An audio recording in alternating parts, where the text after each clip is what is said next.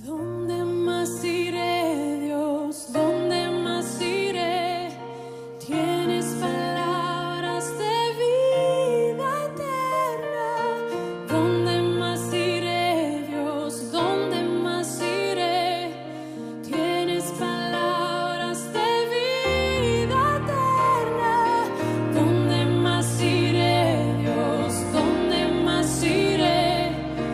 Tienes palabras de vida eterna. ¿Dónde más iré, Dios? ¿Dónde más iré? Tienes palabras de vida eterna.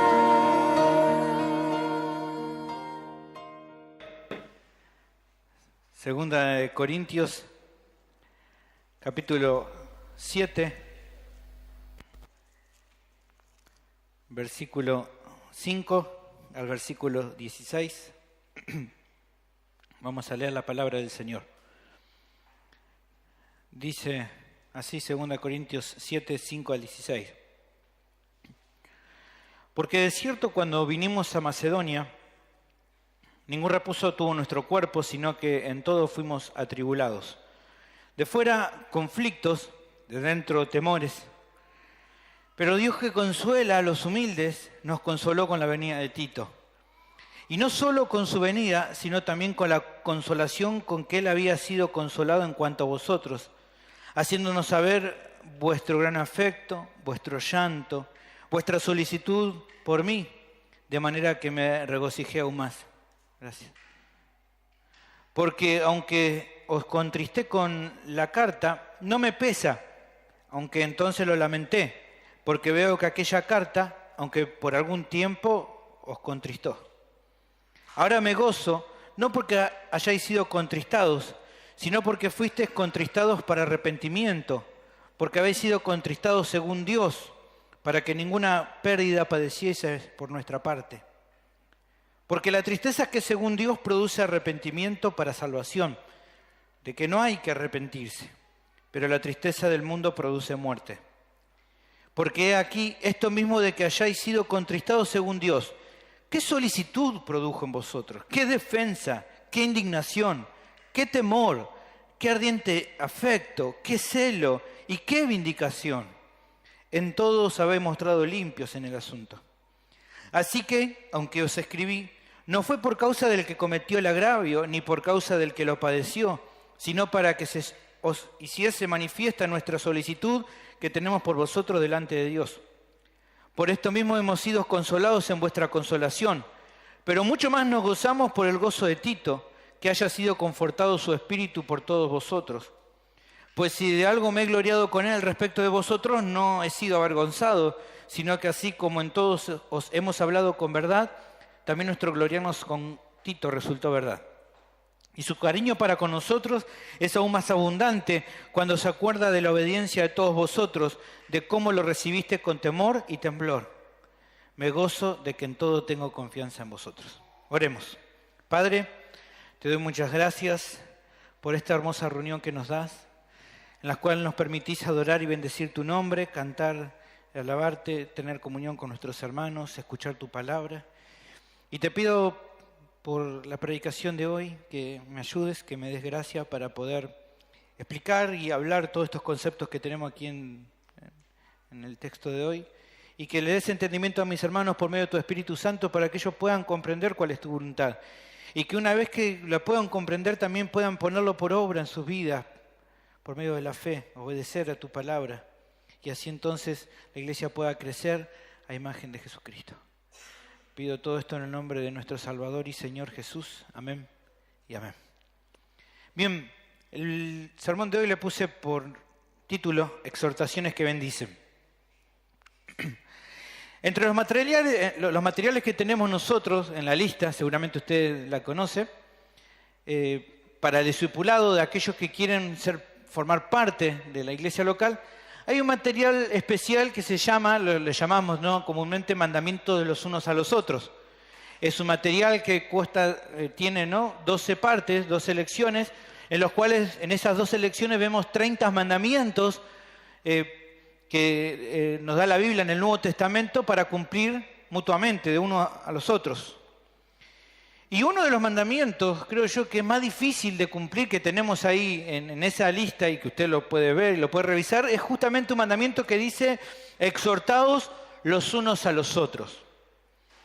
¿Y por qué pienso que es un poco complicado, un poco difícil? Bueno, porque creo yo que debido a las luchas que hay en nuestro corazón, en el corazón de cada uno de nosotros, en ciertas ocasiones se nos complica poder llevar adelante este mandamiento, ¿no? Leemos y decimos, bueno, exhortados unos a otros.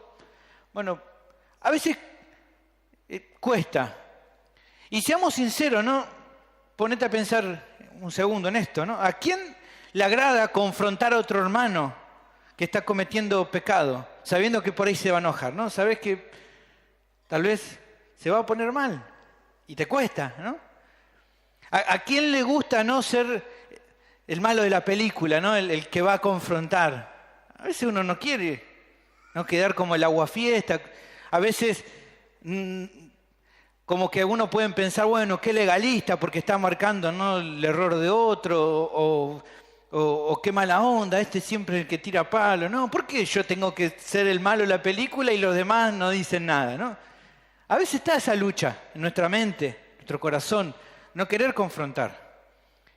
Algunos tienen una solución rápida y sencilla para esto, ¿no? Como yo siempre le digo, el 0800 pastor, ¿no? Pastor, tengo que decirle algo. ¿Qué pasó, hermano? Tal hizo tal cosa. Y ya el pastor dice, bueno, mirá, si tú ya te corta, ¿viste, hermano? No, ya te cortó. Era, ¿viste? Bueno, encargate vos, pastor, yo no... Se van. Otros dicen, bueno, eso de confrontar mucho no le gusta, piensan en eso, que va a haber problemas. Y había un árbitro de fútbol, los que conocen de fútbol saben, ¿no?, que decían el famoso siga, siga, ¿no? ¿no? Lastimaban a un jugador y el árbitro decía, siga, siga, no pasó nada, acá no pasó nada. Y hay personas que son así, medio siga, siga, no pasó nada, ya está, la dejamos pasar. Y no quieren confrontar, no quieren exhortar cuando alguien está mal porque, claro, más fácil mirar para otro lado, ¿no? Hacerse el tonto. Ahora, mi pregunta es, ¿esto es lo que Dios desea en nosotros? ¿Esto es lo que Dios desea de los creyentes?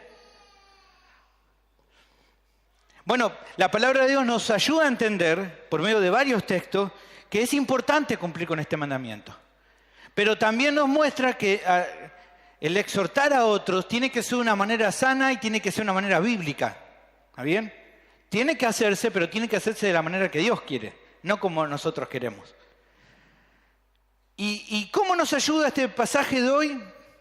Por ejemplo, ¿no?, para entender sobre esta verdad, bueno, animándonos a ver las bendiciones que trae para la iglesia el que nos exhortemos de una forma que sea sana y bíblica. Este pasaje no vas a encontrar muchos el debes hacer esto, sino mostrarte las bendiciones que tiene. ¿Está bien? En el hecho de exhortar. ¿Qué bendiciones que hay?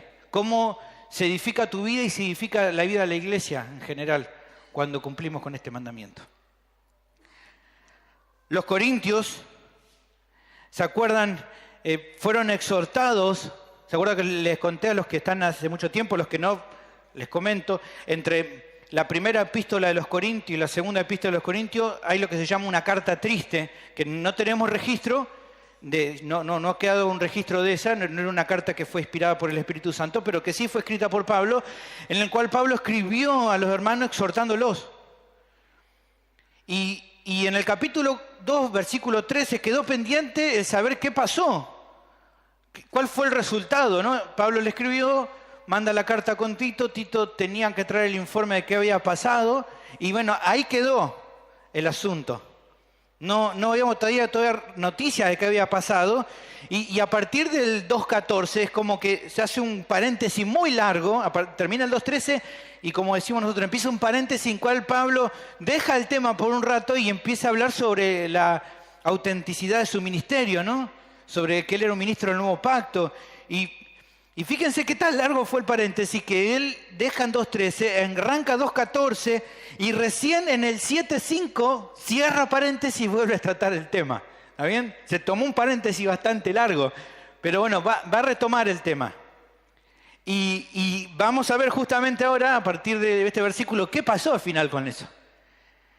Y creo que va a ser de mucha bendición, de mucho provecho para tu vida que prestes atención, porque justamente vas a encontrar lo importante que es para los creyentes el poder confrontarse con amor. Vas a ver que es muy importante, es una hermosa bendición y es muy edificante. Ese es justamente el tema del sermón de hoy. Los creyentes son beneficiados espiritualmente por medio de la exhortación que es sana y que es bíblica. ¿Está bien? Los creyentes son muy beneficiados. ¿Y cómo se benefician? Bueno, el pasaje nos muestra 5 formas diferentes de cómo los creyentes se benefician por medio de exhortarse mutuamente de una manera que es sana y que es bíblica. Vamos a ver 5, si el tiempo hoy nos da. ¿Está bien? La primera de las maneras la tenemos del versículo 5 al versículo 7. Los creyentes son beneficiados por medio de la exhortación sana y bíblica, ya que bendice la vida del que exhorta cuando esa exhortación produce buenos resultados. Cuando vos exhortás a otro y ese otro cambia, tu vida es bendecida. Esa es la primera de las maneras como nos edifica la exhortación sana y bíblica. Como recién te comentaba, el pasaje comienza retomando el relato del capítulo 2. Está en tu Biblia, fíjate, versículo 12 y versículo 13. Así nos ponemos en contexto. Fíjese que dice: cuando llegué a Troas, versículo 12, para predicar el evangelio de Cristo, aunque se me abrió puerta en el Señor, no tuve reposo en mi espíritu por no haber hallado a mi hermano Tito. Así, despidiéndome de ellos, partí para Macedonia. Ahí se mencionaba en ese pasaje que debido a que Tito no llegaba a Troas con novedades respecto a la situación de Corintio, aunque como dice nuestro texto, se le abrió puerta en el Señor, el apóstol decidió salir de Troas e ir a Macedonia. Él pensaba, cruzando ahí, que iba a llegar a ese lugar y que probablemente lo iba a encontrar. ¿Se acuerdan que habíamos visto un poquito de geografía?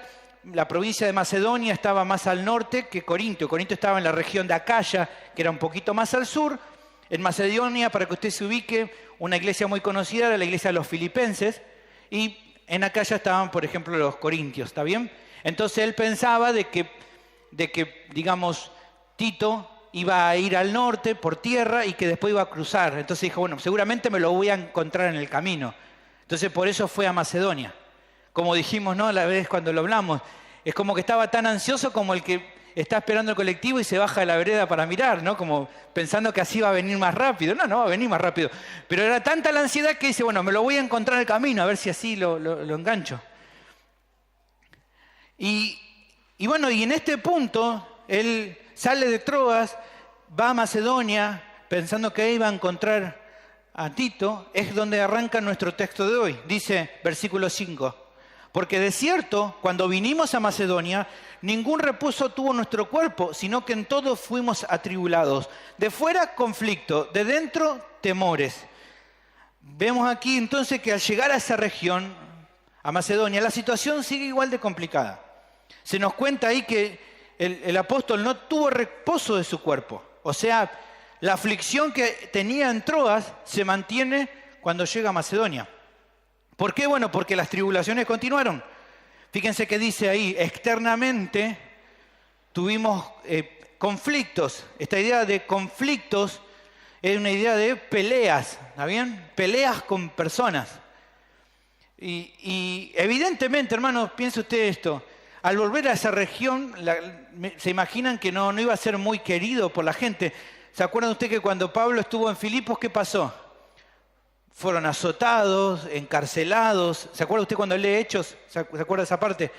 Él es encarcelado en una prisión y estando la noche ahí en la prisión, un terremoto, toda la cárcel se abre, el carcelero se entrega.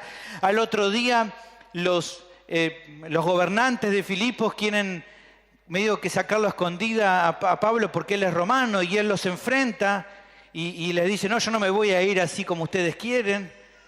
Ellos vengan a sacarme, ¿se acuerdan? Entonces tienen que ir los gobernantes a la cárcel y se arma un reembrollo, ¿no? Pablo está haciendo esto para que va a decir, ojo con meterse con la iglesia, porque voy a volver y voy a contar lo que ustedes me hicieron siendo yo ciudadano romano. Así que imagínense que para Filipos, que era una ciudad no muy grande, que vuelva alguien como Pablo, generaba cierta ebullición social, ¿no? Los gobernantes estarían bastante mal. La gente incrédula tampoco lo iba a querer mucho. Y en esta situación, entonces, evidentemente, estaba habiendo bastantes conflictos con la persona. Los creyentes de Filipo eran muy amados por Pablo, los macedonios lo amaban a Pablo, pero los incrédulos no tenían un cariño personal por él. Entonces le dice, de fuera, conflicto. Pero también hay una aflicción interna, dice ahí, de dentro, temores. ¿Por qué estaba con temores? ¿Por qué estaba mal por dentro? Bueno, evidentemente, por lo que nos dice hasta acá, él llega a Macedonia y ¿qué pasa? No lo encuentra a Tito tampoco. Tito no está.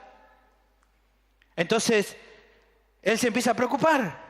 Él empieza a pensar, ¿qué habrá pasado con Tito? ¿Se acuerdan que Tito llevó la carta? De hecho, lo habrán matado al pobre Tito. ¿Qué habrá pasado? ¿Le habrá pasado algo en el camino a Tito? Y también estará pensando, bueno, ¿qué habrá pasado con los corintios? Todavía no tiene novedad de los corintios, no sabe qué pasa con ellos. ¿Se habrán arrepentido? ¿Se habrán enojado? ¿Me habrán hecho la cruz? ¿Qué habrá pasado? Esto lo afligía. Esto abrumaba el corazón. Esto generaba en él tristeza. Estas palabras aquí, atribulados, conflictos, temores, muestran. El apóstol estaba muy afligido por lo que estaba pasando. Pero en el versículo 6 se produce un cambio. Creo que debe ser de la carta, versículo 6, uno de los más hermosos de toda la carta. ¿Por qué? Porque justamente en este pero ocurre un cambio dramático en la situación. ¿Qué pasó? ¿Qué pasa? ¿Qué dice nuestro texto? Pero Dios, que consuela a los humildes, nos consoló con la venida de Tito. Y Tito apareció. Y todos se pusieron contentos, que al fin cayó Tito. Estaba vivo, no se había muerto. Y no solo, ¿qué dice ahí? Y no solo con su venida, sino que también con la consolación con que Él había sido consolado en cuanto a vosotros, haciéndonos saber vuestro gran afecto, vuestro llanto, vuestra solicitud por mí, de manera que me regocijé aún más. Dios en su misericordia consoló a este siervo humilde con la aparición de Tito. Y es interesante, hermano, porque la idea de humildes, Dios que consuela a los humildes, no apunta tanto en este caso a una actitud o a la actitud de humildad, sino más bien a la situación de aquel que está abatido espiritualmente. Si pones, de hecho en la versión Biblia de las Américas, cuando dice Dios que consuela a los humildes, dice Dios que consuela, fíjate, ¿lo tienes ahí, Mara? La presiono, le pongo presión a Mara. Fíjate lo que dice. ¿Lo tenés ahí? Dice, pero Dios, fíjense lo que dice Biblia de las Américas, que consuela a ¿quién? A los deprimidos. ¿Está bien? Otra versión dice a los abatidos. Creo que Biblia textual dice abatidos. O sea, él no es que está diciendo que porque soy un humilde. No es que está jactando diciendo, bueno, como yo soy un humilde, Dios me consola. Está diciendo, yo estoy recontra mal. Estaba recontra mal. Estaba deprimido, estaba abatido. Esta idea de humildad es como de aquel que está como alguien que lo mira de afuera y dice, pobre tipo, mirá cómo está. Esa es la idea de humildad aquí. ¿Se entiende? ¿Y él qué está diciendo entonces acá? Dios, quien tiene misericordia de los que están abatidos, es quien me consoló con la aparición de Tito en Macedonia. Apareció. Eso lo consoló. Lo consuela. Y esto es precioso porque Dios no nos promete que no vamos a pasar aflicciones. Pero sí que nos va a sostener en esos momentos de aflicción. Y que definitivamente las pruebas no van a ser más grandes que las que podamos soportar. Dios nos guarda. Aunque vamos a pasar pruebas. Pero no solo con la llegada de Tito fue consolado el corazón afligido del apóstol, sino que aún fue su alegría mayor. ¿Por qué? Porque se enteró que la carta que él había mandado, la carta triste, la carta severa, tuvo el efecto que justamente su corazón, su alma deseaba. ¿Cuál era? Que los hermanos se habían arrepentido por lo que habían hecho. Ustedes recuerdan que la carta apuntaba a exhortarlos porque ellos no los habían defendido a él ante las acusaciones falsas de los falsos apóstoles. En 1:13, vas a ver que justamente habla de eso. Dice, porque no os escribimos otras cosas de las que leéis o también entendéis, y espero que hasta el fin las entenderéis. ¿Qué está alegando ahí el apóstol? Que la gente, los falsos apóstoles, decían de que él estaba como diciendo una cosa pero haciendo otra. Y él dice que no es así. Ahora, en su momento, cuando él fue, ellos no lo defendieron ante eso. Y también vimos, ¿se acuerdan en su momento que él los exhorta? ¿Por qué? Porque cuando él fue a visitarlo, en lo que llamamos nosotros la visita triste, aparentemente una persona de la congregación lo maltrató, le faltó el respeto terriblemente, le dijo cosas muy feas a Pablo, y Pablo entonces define irse para no agarrarse a las piñas. Se cansa y se va, no se pone muy mal por escuchar eso. Eso lo vemos en capítulo 2, versículo 5, ¿se acuerdan? Porque si alguno me ha causado tristeza, no me la ha causado a mí solo, sino en cierto modo, por no exagerar a todos vosotros. Está hablando de esa persona que cuando él fue, lo maltrató, y bueno, ahora vimos en la segunda epístola que ese que lo maltrató estaba arrepentido y bueno, él lo perdona. Pero él en esa carta triste expuso este error de los hermanos. Dijo, ¿cómo se dejaron llevar por las acusaciones? ¿Cómo no me defendieron si ustedes me conocían? ¿Cómo dejaron que me faltara el respeto, me tratara así y no dijeran nada? Eso fue todo lo que en parte habrá mandado en su carta triste. Pero el informe ahora es alentador. Tito, como dice aquí nuestro texto, le da a conocer. ¿Qué cosa le da a conocer? Versículo 7, capítulo 7, dice primero ahí, le da a conocer el gran afecto de ellos por él. ¿Qué más dice ahí? Le da a conocer el llanto. ¿El llanto de qué? De aquellos que están arrepentidos. Él le dice, Tito le dice, ellos me contaron, ahora los veo, que los vi, Pablo, ellos te aman. Ellos tienen un gran afecto por vos, se arrepintieron de lo que hicieron. Ellos lloraron porque están arrepentidos de lo que hicieron. Y dice, ¿qué más? Y su solicitud, esta idea de solicitud es su celo, su cuidado particular por él. La palabra acá es como celo, el celo que tienen por vos. Ellos te aman, se arrepintieron de lo que hicieron. Y eso, dice nuestro texto, lo consoló mucho más. La carta, evidentemente, fue dura, pero dio un resultado bueno. La confrontación de Pablo a los corintios había tenido éxito, y por lo que se explica acá, y vamos a ver luego más adelante, del capítulo 10 para adelante, una gran parte de los miembros de la iglesia se habían arrepentido. No todos, había algunos que todavía seguían duros, pero la gran mayoría se había arrepentido. Y en todo esto que se comenta, está entonces, como te decía, la primera forma en cómo Dios edifica a los hermanos cuando se exhortan mutuamente. ¿Cómo es la primera forma? El hermano que exhorta es bendecido grandemente cuando el que es exhortado se arrepiente. Esta es la primera forma en que te edifica. Cuando exhortás a alguien y esa persona se arrepiente, es una bendición inmensa, hermano. Como ya te comenté, generalmente a nadie le gusta confrontar a otro con su pecado. No nos gusta, nos cuesta.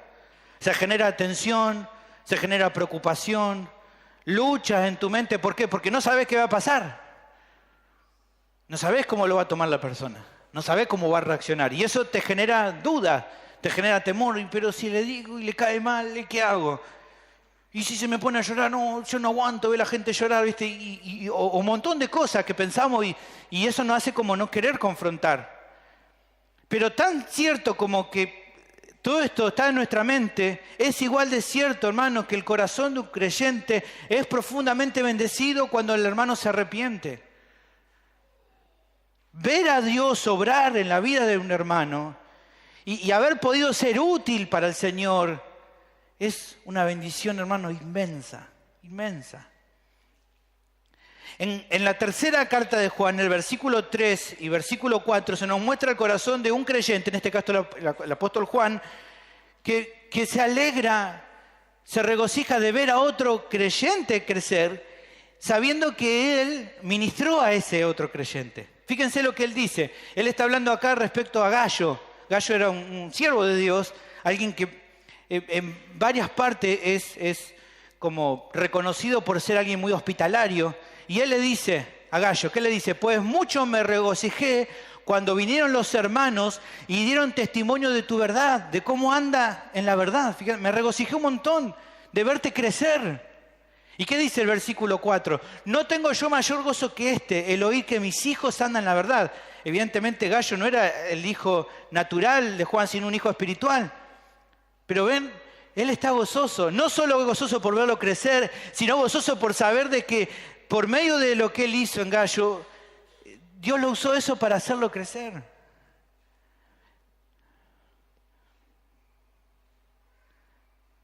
Es una bendición, hermano, cuando podés hablarle a alguien y esa persona se arrepiente y lo ves crecer.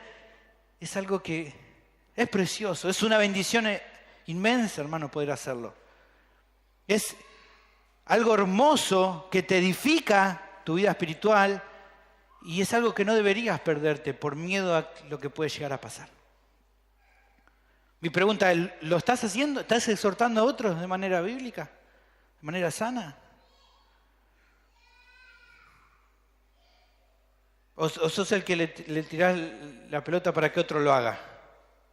O decís, no, yo no sé, yo no puedo. ¿Cómo es en tu vida? La siguiente manera en cómo los creyentes se bendicen por medio de la exhortación sana y bíblica, la siguiente manera es que justamente la exhortación sana y bíblica es un medio que Dios usa en ocasiones para hacer volver el error a otros. No solo que te bendice, sino también que es el medio que Dios usa para que otros vuelvan del error. Versículo 8, versículo 10. El pasaje prosigue entonces con la confesión del apóstol de lo que sintió en el momento que mandó la carta triste y haciendo luego una reflexión de cómo Dios usó esa confrontación. Pablo nos abre su corazón.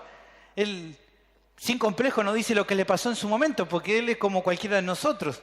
Así como vos tenés miedo a veces de sentirte el mala onda por hablarle, él también se sentía así seguramente. ¿Y qué dice ahí? Porque aunque os contristé con la carta, no me pesa, aunque entonces lo lamenté, porque veo que aquella carta, aunque por algún tiempo os contristó, ahora me gozo, no porque haya sido contristado, sino porque fuiste contristado para arrepentimiento, porque habéis sido contristados según Dios, para que ninguna pérdida padeciese por nuestra parte. Lo primero que se advierte es la sensación que se ve aquí en el apóstol y que es algo común entre los creyentes. Cuando se exhorta a alguien que está pecando, ¿no? Pues le exhortás a alguien y esa persona se pone mal, o sea, sufre, se pone mal porque justamente lo exhortaron. Cuando esa persona se pone mal, ¿qué pasa con vos? Y también te pones mal. Por más que sepas que lo que hiciste fue bueno, que lo hiciste de una manera bíblica y sana y que era lo que correspondía, te duele. Esto es como le ocurre a un padre con un hijo. Los papás están acá, lo saben, ¿no? Aunque a veces tienen que exhortar, retar a sus hijos y no les pesa porque sabe qué es lo que corresponde, cuando ven que su hijo llora y también ahí se ponen mal, ¿no? Pasa. Lo ves que llora, lo ves que está sufriendo, se dio cuenta de que hizo algo malo y vos intentás como pilotearla para que no se dé cuenta, pero por dentro está sufriendo. Eso pasa. Pablo lo dice. En ese entonces lo lamenté. Yo sufrí porque sabía que se iban a poner mal. Pero también, hermanos, se presenta el gozo. Un gozo por observar el resultado de la exhortación. Que aunque por algún tiempo los hermanos fueron contristados, sufrieron, eso los llevó a un arrepentimiento verdadero. Eso les generó gozo. Versículo 9 habla de eso. Como explica este pasaje, este tipo de dolor, dice ahí, porque habéis sido contristados, han sufrido según Dios. Esta idea de según Dios es de acuerdo a su voluntad. Biblia de las Américas lo traduce mejor, dice, habéis sido contristados según la voluntad de Dios, o de acuerdo a la voluntad de Dios. ¿Por qué? Porque ese dolor, de acuerdo a la voluntad de Dios, produjo un arrepentimiento que los llevó a la salvación. Los llevó a salir del pecado en el que estaban. Ahora, ¿cuál era la voluntad del Señor? ¿Qué es lo que quería Él? ¿Cuál era el propósito de contristar a los corintios? Bueno, ahí fíjense que al final del 9 da el motivo. ¿Qué dice? Para que ninguna pérdida padecieseis por nuestra parte. Que no sufrieran ninguna pérdida espiritual en la exhortación que el apóstol les dio, sino que entonces se arrepintieran y que fueran entonces obedientes a la confrontación que recibieron. Ese era el propósito. Esto nos muestra que es Dios mismo el que encamina y usa la confrontación sana y bíblica para lograr que su pueblo sea beneficiado. A ver si entendés. Vos confrontás, exhortás de una manera sana y bíblica, la persona se pone mal, se arrepiente, cambia. ¿Y quién hizo eso? ¿Quién exhortó? ¿Quién fue? Vos. Pero ¿quién estuvo atrás de eso haciendo la obra? Dios. Porque ¿qué es lo que Dios quería? Obrar en la vida del que estaba pecando. Y te usó como un medio para hacer lo que Él quería. Eso fue lo que está diciendo aquí el apóstol. Se pusieron tristes, pero eso es lo que Dios quería. ¿Por qué? Porque eso lo llevó a un arrepentimiento que lo condujo a un cambio. Y la explicación que sigue confirma esto, y a la vez es una verdad esencial de la Escritura. Versículo 10 dice, porque la tristeza, que es según Dios, de acuerdo a la voluntad de Dios, produce arrepentimiento para salvación, de que no hay que arrepentirse, pero la tristeza del mundo produce muerte. Y lo que acá se expresa es el resultado de la obra de Dios en la vida del que se duele por el pecado, de la comparación del dolor que es de acuerdo al mundo, o sea, un dolor que es sencillamente natural y humano. Está comparando ambos resultados.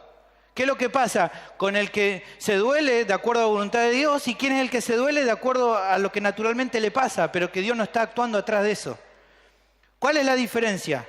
Cuando el Señor aflige a alguien por el pecado, eso deriva un arrepentimiento genuino que produce salvación, que lo guarda del pecado, que lo saca de ese pecado, que preserva el alma.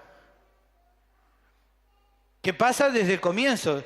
El día que Dios te salvó, te generó en vos una contrición por el pecado. Eso te llevó a un arrepentimiento y en definitiva Dios salvándote de tus pecados. No es que te hizo que te arrepientas para entonces salvarte. No, sino que porque te salvó generó en vos ese arrepentimiento. Te concedió el arrepentimiento y vos te arrepentiste. Dios estaba obrando atrás de todo eso. Y así es desde el día que te salvó y sigue siendo en toda tu vida de cristiano. Atrás de cada día que te arrepentís por lo que hiciste, está Dios obrando en vos, tratando con tu pecado, haciéndote más parecido a Cristo. Y por esta clase de dolor, dice ahí nuestro texto, no hay que arrepentirse, o sea, no hay razón para lamentarse por eso. No hay que estar mal, porque bueno, Dios me generó esto. No, ¿por qué no? Porque es algo bueno. Es algo bueno.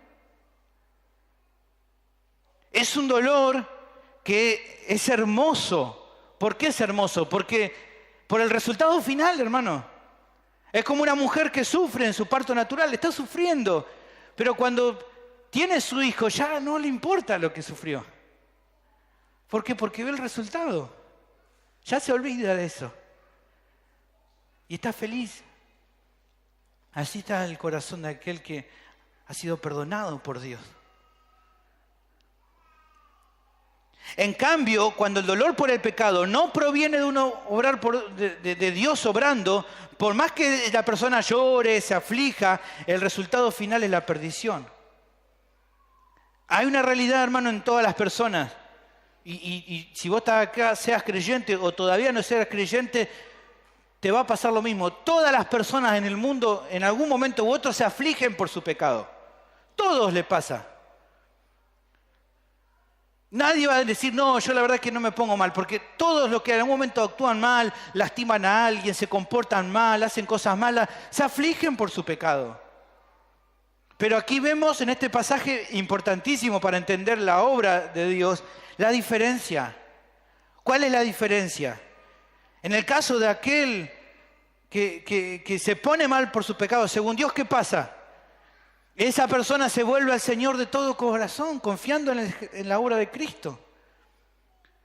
Ese es el arrepentimiento según Dios, el contristarse según Dios. Pero en el segundo caso, los que solamente tienen un dolor meramente humano nomás y no van a Cristo, ¿qué hacen? Bueno, intentan ponerse las pilas, buscan limpiar su conciencia, su culpa con buenas cosas. Intentan hacer cosas buenas para tapar eso malo que hicieron. Quieren intentar justificar lo malo que hacen cuando se sienten mal. ¿Qué hacen? Le echan la culpa a otro.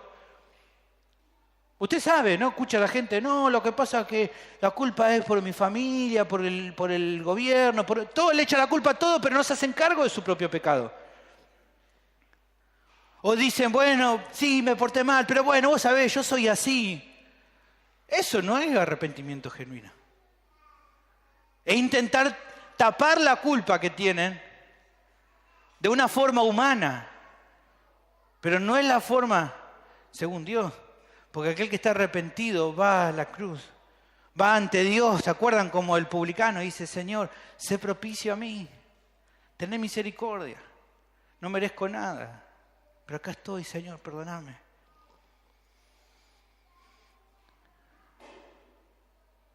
Pueden sonar lindo esto de querer ponerse las pilas, de querer hacer buenas obras para tapar la culpa, de intentar justificar, bueno, pero yo soy así, medio orgulloso, bueno, a mí me cuesta. Podés querer hacer todas estas cosas, pero la realidad es que todas estas cosas te llevan a la ruina, no sirven delante de Dios. Y tal vez este es justamente el caso que te acabo de mencionar, capaz que es tu caso. Ves tus pecados, te das cuenta de que no estás bien y estás tratando por medios humanos de cambiar. Mi exhortación es que dejes de intentar salvarte por vos mismo y busques en Cristo la salvación de tu alma. No hay otra manera. No hay nada que puedes hacer para lograr salvarte por tus propias fuerzas, porque de acuerdo a su propia fuerza nadie se salva. Lo que mereces es el infierno por tus pecados. Pero acá hay un nuevo pero. Pero Dios muestra su amor para con nosotros en que siendo aún pecadores, Cristo murió por nosotros. Es la única esperanza que tenés. Es por eso que te animo, dejá de querer ganar tu salvación y vení a Cristo. Arrepentite de tus pecados y vení con fe a Cristo el Señor. Si lo haces de todo corazón, su promesa es que Él va a perdonar tus pecados y te dará la vida eterna. ¿Qué vas a hacer al respecto? Ahora bien, en considerar entonces la obra de Dios en las vidas que salva, encontramos la segunda forma en que la exhortación sana y bíblica edifica. ¿Cuál es la segunda forma? Es un medio que el Señor usa en ocasiones para hacer volver del error a los que están pecando. No es la única, hay otra manera. La predicación es una forma como hace que las personas se vuelvan. La predicación del Evangelio, la predicación de la sana doctrina, de la Escritura, hace que las personas vuelvan de su error. La consejería bíblica también ayuda a eso. El discipulado bíblico también ayuda a eso. Pero también cuando un creyente de forma sana y bíblica confronta a otro, es un medio en el cual el Señor va a llevar a la persona a ser contristado por su pecado, va a producir que se arrepienta y guardará a una vida que continúe avanzando hacia el desastre. Santiago capítulo 5, versículo 19 dice, hermanos, si alguno de entre vosotros se ha extraviado de la verdad y a alguno le hace volver, sepa que el que haga volver al pecador del error de su camino, salvará del muerto un alma y cubrirá multitud de pecados. Por eso es una bendición, hermano. Está claro, hermano, que no todos tienen el don de poder predicar expositivamente, está bien, no todos lo tienen. No todos tienen el don para hacer tal vez consejería bíblica en la iglesia, está bien, no todos. Pero hermano, sí es una responsabilidad de toda la iglesia ayudar a los demás a vivir en santidad por medio de la confrontación bíblica. Todos. El mandamiento de exhortar unos a otros, ¿para quién es? Para todos. Por eso es que también necesitas esforzarte para conocer mejor la Biblia.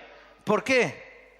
Bueno, porque para poder exhortar a una persona de una manera bíblica, tenés que conocer la Biblia. Es algo evidente, uno dice, pero a veces exhortamos de acuerdo a nuestras opiniones personales y no de acuerdo a la Biblia. Es así. Fíjense lo que dice Colosenses 3:16. La palabra de Cristo more en abundancia en vosotros. Y entonces, ¿qué dice? Enseñándoos y exhortándoos unos a otros en toda sabiduría. Para exhortarnos en toda sabiduría, ¿qué tiene que pasar primero? La palabra de Cristo more en abundancia en vosotros. Esto es un mal que muchas veces aqueja a las iglesias. Personas que exhortan a otros, pero que exhortan de acuerdo a lo que ellos... Y no, porque esto está mal. Pero ¿y dónde dice la Biblia? No importa, yo digo que está mal. Eso no está bien. Pero pasa muchas veces en las iglesias.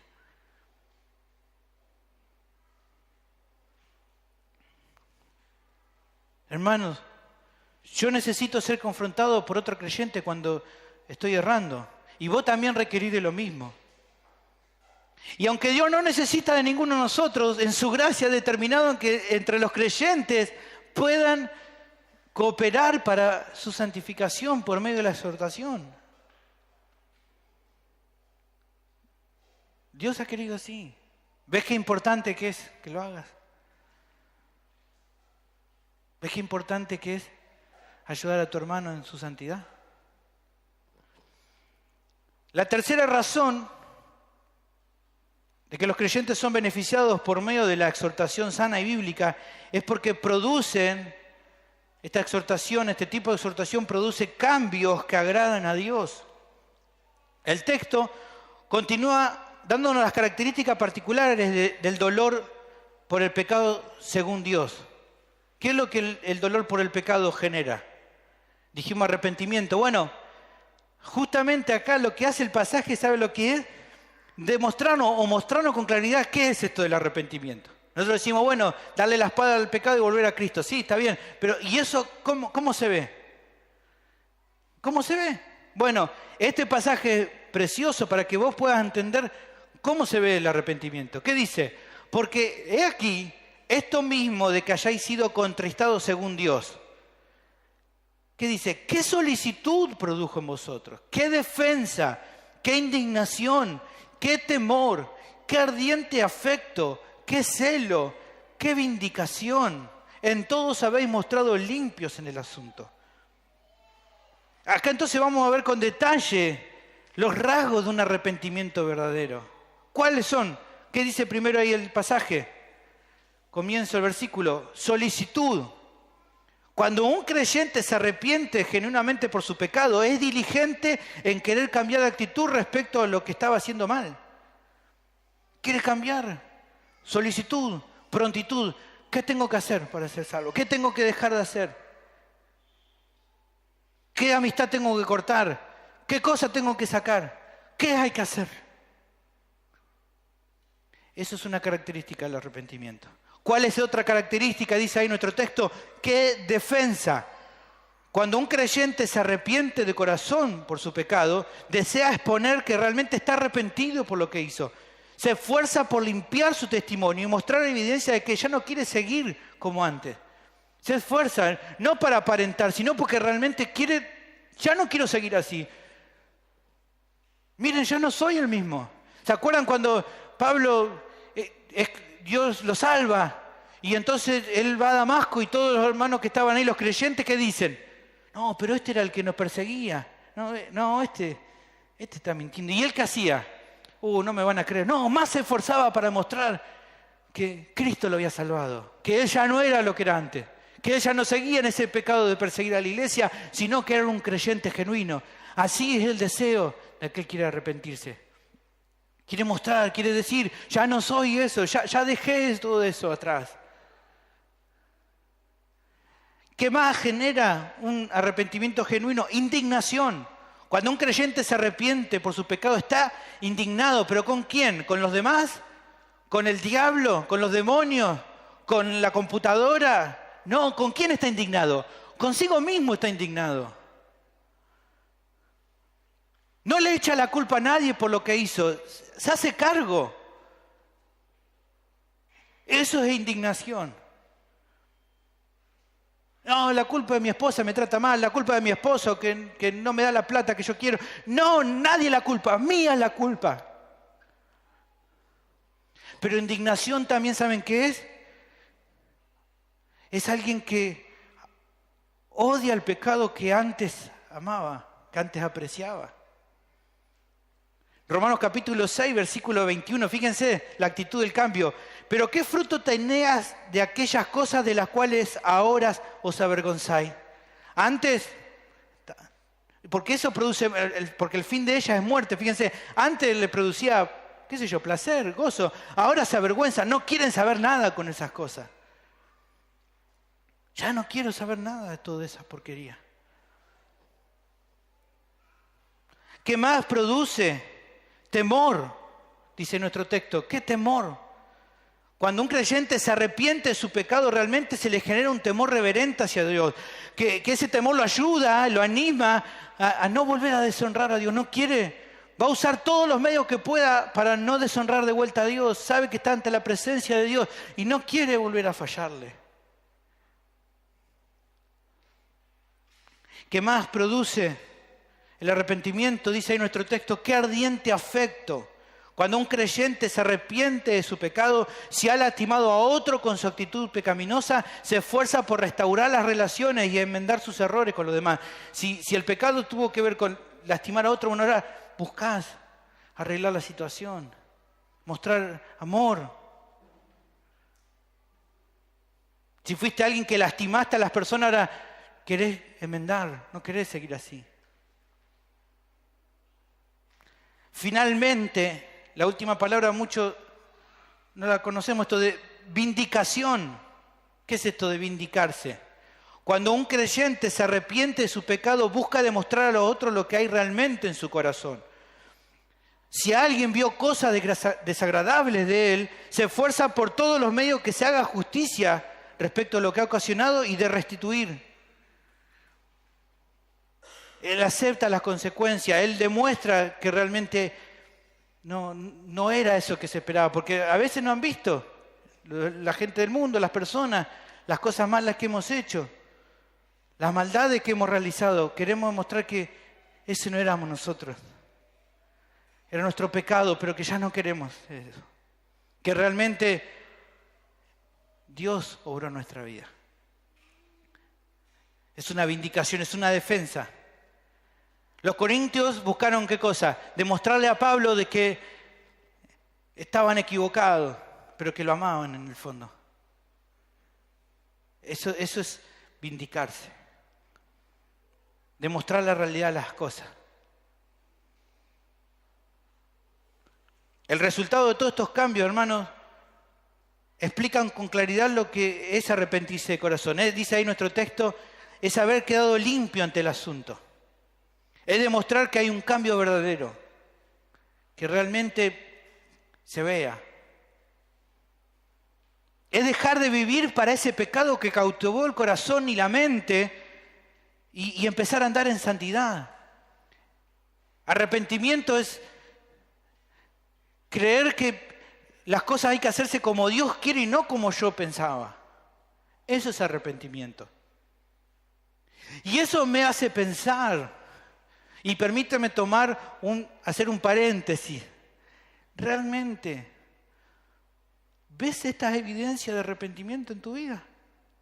Cuando decís que te arrepentí, ¿ves estas cosas? Porque tal vez pensás que estás arrepentido de algo y no estás arrepentido. Y el hecho de que sigas cayendo con algunos pecados no es porque no te arrepentiste, sino porque no te arrepentiste de verdad. Entonces tenés que prestar atención a todo esto. Ahora, evidentemente, hermanos, para que todo esto ocurra, los creyentes necesitan confrontarse. Para que haya cambios en la vida de las personas, necesita que en algunos casos Dios te use para confrontar a esa persona y esa persona cambie. Y esta entonces es la tercera razón por la cual exhortarse beneficia a los creyentes, porque produce cambios que en definitiva agradan a Dios. Dios se agrada, hermano, de que esa persona cambie. Y haber podido ser usado por Dios para que esa persona cambie es algo que agrada a Dios. Pero si los cristianos no se confrontan, se va a perder esta meta. ¿Cuál es la voluntad de Dios? Que su iglesia, ¿cómo sea? Santa. Y a veces para que sea santa necesita que los hermanos se confronten, se exhorten mutuamente. Y si no exhortamos mutuamente, ¿la iglesia puede ser del todo santa como Dios quiere? Y no.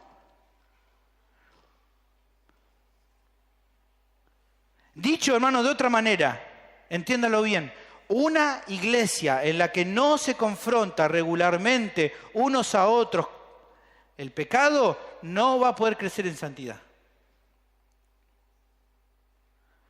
Hebreos capítulo 3, versículo 13 dice: antes exhortados los unos a los otros cada día, entre tanto que se dice hoy, para que ninguno de vosotros se endurezca por el engaño del pecado.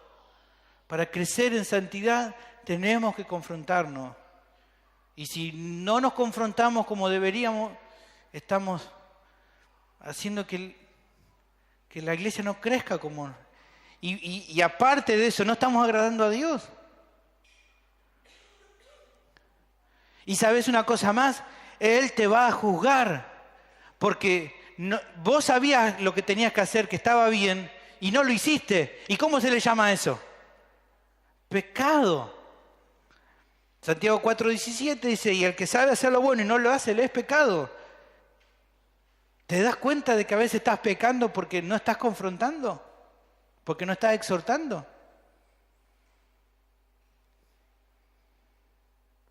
Sí, bueno, me di cuenta. Bueno, ¿qué vas a hacer ahora? Dice, oh no, que se prepare, no, y salgo y me empieza a exhortar todo. No, orá y acordate, una manera bíblica, una manera sana, pero tenés que hacerlo.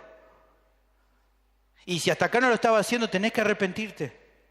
Tenés que pedirle perdón a Dios. Sigue nuestro pasaje. Dice, los creyentes también son beneficiados por medio de una exhortación sana y bíblica. ¿Por qué son beneficiados? Porque es una muestra de amor de los unos a los otros. Luego de mencionar los cambios producidos en los Corintios, el pasaje continúa expresando lo que motivó al apóstol a mandar la carta triste, a esta exhortación. ¿Qué dice? Versículo 12. Así que, aunque os escribí, no fue por causa del que cometió el agravio, ni por causa del que lo padeció, sino para que se os hiciese manifiesta nuestra solicitud que tenemos por vosotros delante de Dios. Acá se mencionan dos causas que hubieran hecho que la exhortación, dijimos, bueno, una exhortación sana, ¿no? Bíblica ya entendimos cómo es. Una exhortación sana. ¿Qué sería una exhortación sana? Bueno, acá tenemos dos formas en las cuales la exhortación no hubiera sido sana. ¿Cuál es la primera? Si la confrontación, dice ahí, hubiera sido motivada para principalmente, como decimos nosotros, caerle con todo al que cometió el agravio, al que le faltó el respeto al apóstol cuando él estuvo en Corintio, o si hubiera sido a causa del que padeció el agravio, o sea, el mismo, ya no hubiera sido una exhortación sana. Ahora te lo voy a explicar mejor. Por más que lo que él dijo era cierto, era bíblico, si no es sana, no sirve. Por más que lo que diga esté bien. Como muchas veces les digo, hermanos, no es solamente el qué, sino también el cómo. O sea, de acuerdo a lo que está diciendo ahí, si la exhortación es motivada por el odio o por el enojo, no sirve. Si la exhortación está motivada por un resentimiento personal, porque bueno, como me la hizo ahora, le voy a caer con todo, tampoco sirve. No son motivaciones sanas para confrontar a alguien. Ahora, la motivación del apóstol sí fue sana. ¿Cuál fue? Él quería que ellos mismos reflexionaran para que se les hiciera manifiesto que fue su deseo pronto, esa solicitud que dice ahí, deseo pronto de que ellos se alejaran del pecado. Él está diciendo, lo que escribí, no lo escribí porque me quedó acá el que me trató mal. O no fue que me escribí porque, bueno, me quedó doliendo el corazón por lo que me dijeron o por lo que me dijo. Lo que hice fue escribirles porque yo quería que ustedes se alejaran del pecado. No fui movido porque quería vengarme. No fue ese el motivo. Entonces, a veces nos ponemos a pensar, bueno, ¿cuándo es una motivación sana? ¿Cuándo es una motivación que no es sana? Bueno, yo creo que hay una forma bastante simple de poder encontrar la raíz para saber si una motivación va a ser sana o no va a ser sana. ¿Cuál es esa raíz? Bueno, una virtud que nosotros ya le hemos hablado un montón de ocasiones y que evidentemente es una virtud que en Pablo, respecto a los corintios, era muy evidente. ¿Cuál es? El amor. Cuando hay un amor genuino, entonces a la hora de confrontar va a ser la motivación sana. Es el amor lo que te mueve a confrontar. Esta es la cuarta razón por la cual los hermanos se benefician cuando se exhortan unos a otros. Porque muestra el amor de Dios, hermanos. Y esto para algunos es muy contradictorio, porque uno va a decir, bueno, pero si vos amás a alguien, no tenés que decirle las cosas que ves mal. ¿No? La gente dice así. Tenés que dejarlo ser, tenés que dejarlo libre. No tenés que, porque si lo amás, no tenés que decirle que algo está mal. Así piensa el mundo, pero si te pones a pensar, justamente, hermano, una de las mayores muestras de amor es exhortar a alguien para que esa persona no siga en el error. Es como si una persona está por cruzar la calle y no miró el semáforo. No, te amo, deja, vos, si querés cruzar sos libre, pasá en rojo. No, vos lo amás y que decís, no, vení, no cruce. ¿Quién muestra más amor? El que advierte. El que exhorta, el que dice, no, te está yendo mal. Te va a ir mal. Eso no le agrada a Dios. Eso es amor, hermano. Vas a proteger a esa persona de las consecuencias que el pecado podría traer a su vida. En Samuel, 1 Samuel 25, 32 y 33 tenemos un ejemplo, hermano. El ejemplo de una mujer que se llamaba Abigail, que va y habla con David, ¿no? El esposo de ella lo maltrata a David, ¿no? Y David como que se enoja, le dice, muchacho, vamos a darle a este, ¿no? Y sale con toda la gente para ir a reventarlo al esposo de Abigail, y Abigail se para y le habla, ¿no? Con amor a David, y le habla con dulzura, ¿viste? No la encara, ¿viste? No dice, bueno, acá yo soy una mujer poderosa, ¿viste? Dice, no, le habla con amor y le muestra de que si él hacía eso, iba a estar mal. Y David se para, ¿no? Y la escucha. Y fíjense lo que dice David. A Abigail le dice, y dijo David a Abigail, bendito sea Jehová de Israel, Dios de Israel, que te envió para que hoy me encontrases. Y bendito sea tu razonamiento. Y bendita tú que me has estorbado hoy de ir a derramar sangre y a vengarme por mi propia mano. Esta mujer es un ejemplo. Evitó que David cometiera venganza por su propia mano. Después Dios se encargó de ese hombre que había maltratado a David. Él no tuvo que hacer nada, Dios se encargó.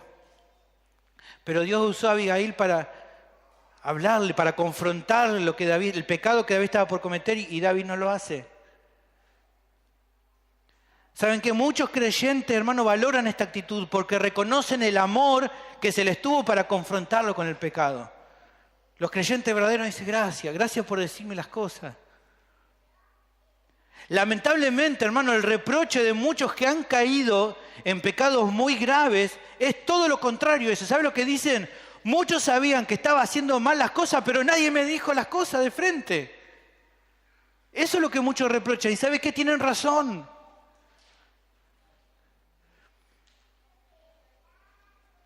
No, pero se va a enojar. Decile las cosas, hablale con amor, mostrarle la verdad. Orá al Señor, buscá el momento, pero no lo guardes eso, hablalo. La realidad, hermano, es que el saber que alguien está caminando de una manera errada y no hacer nada es una falta de amor. Es una falta de amor tremenda. Por más que diga, no, pero en realidad voy a esperar y nunca hacer. Eso es una falta de amor. Mi pregunta es, ¿estás actuando con amor?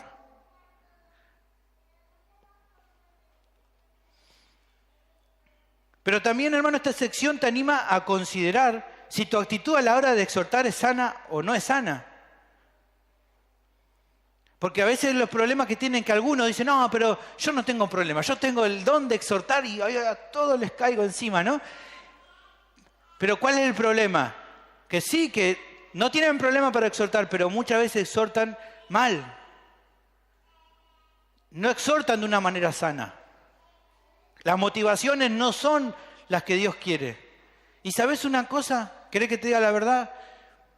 Exhortar de una manera que no es sana está tan mal como no exhortar. Ambas cosas están mal.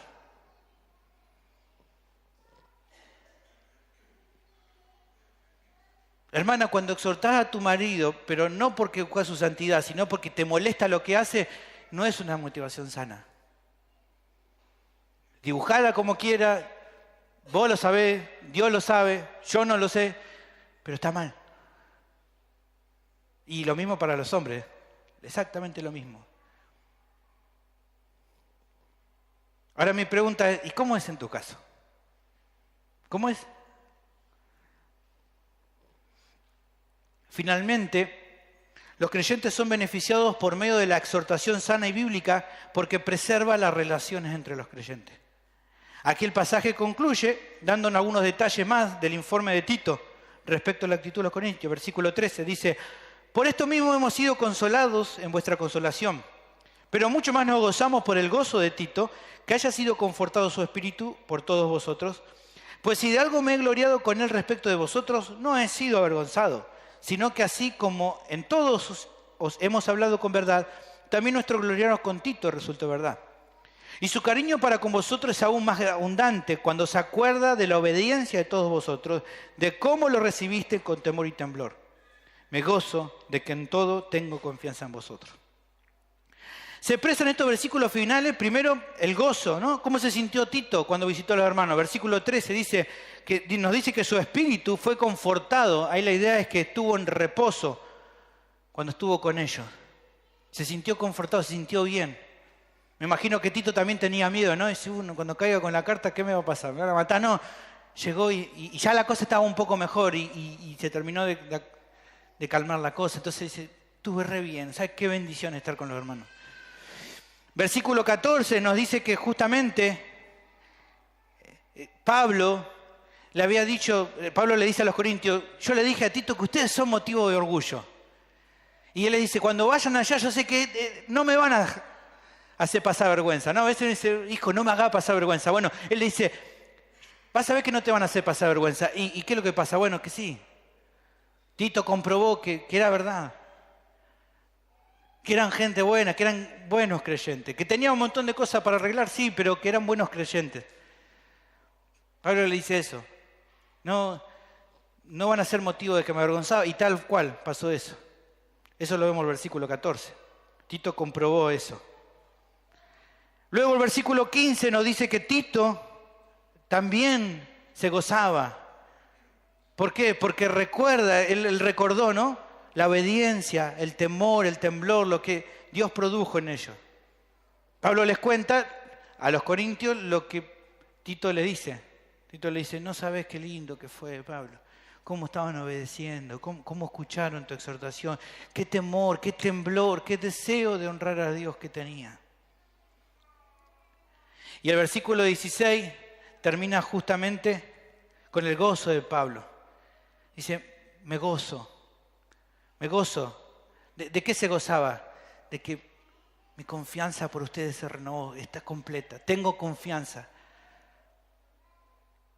Estoy confiando en ustedes. Pablo estaba feliz.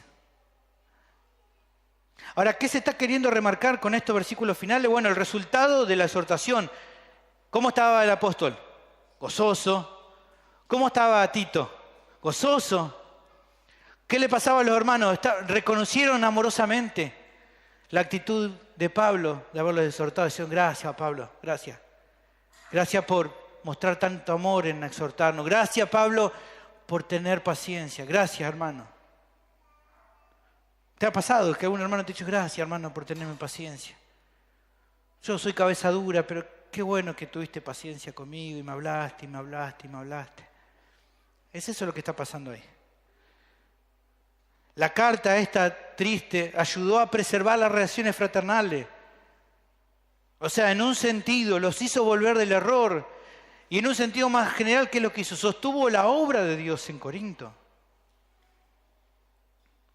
O sea, si el apóstol no los hubiera confrontado, ellos hubieran seguido en el error y no sabemos qué hubiera pasado con la iglesia. Imagínense si Pablo dice, más sí, que se arregle.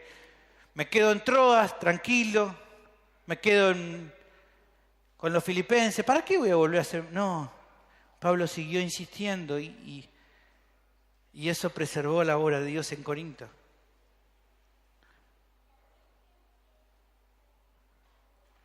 La exhortación fue el medio que Dios usó para que la situación se solucionara. Y aquí vemos la quinta manera en que los creyentes se edifican por medio de confrontarse. Se preserva la comunión dentro de la iglesia. Hermanos, para que podamos mantenernos unidos, los creyentes tenemos que exhortarnos con sabiduría. Hermanos, si eso se evita, si no queremos hacerlo, la obra de Dios en esta iglesia local va a correr dificultades para proseguir. A ver, escúchame con atención esto. Si los miembros de una iglesia no se confrontan sana y bíblicamente, esa obra tiene los días contados.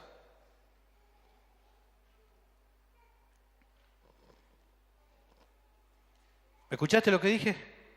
¿Sí? Si pueblo de Dios no se confronta sana y bíblicamente, pueblo de Dios tiene los días contados.